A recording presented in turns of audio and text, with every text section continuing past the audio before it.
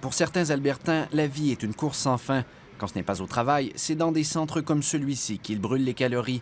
C'est souvent justement dans ce club privé du centre-ville de Calgary que Gil Lawson et Duncan Robertson rencontrent leurs clients.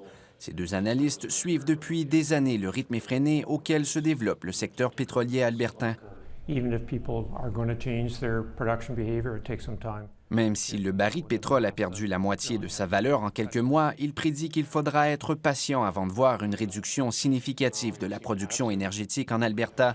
Comme quoi, quand on court très vite, s'arrêter prend du temps. Dans l'Ouest canadien, ce sont 3,5 millions de barils de pétrole qui sont extraits du sol chaque jour, un nombre qui est appelé à augmenter au cours des prochaines années. L'industrie s'attend à ce que la croissance de la production ralentisse un peu par rapport aux prévisions de l'an dernier, mais il y aura tout de même une augmentation de la production pour les 2 prochaines années au moins.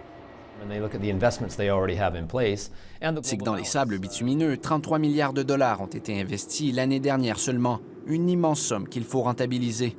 C'est difficile pour eux d'arrêter. Il y a de l'argent qui a été investi. Si on a commencé à creuser quelque chose, dépendait où on est rendu dans le processus, on ne peut pas juste arrêter. Cet analyste financier comprend la difficulté qu'ont les entreprises pétrolières à diminuer la cadence.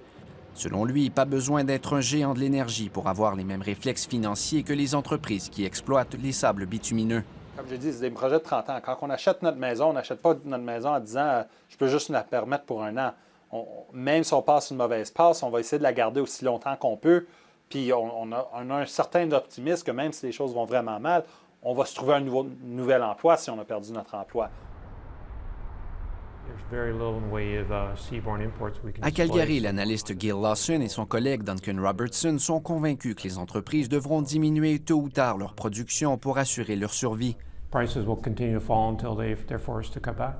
Gil Lawson estime que les prix de la ressource pourraient encore chuter, parce que même si le Canada n'est qu'un joueur dans la compétition, si ni lui ni ses adversaires ne diminuent leur production, l'offre de pétrole continuera d'être élevée.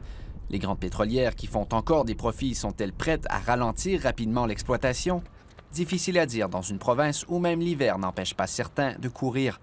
Ici Raphaël Bouvier-Auclair, Radio-Canada, Calgary.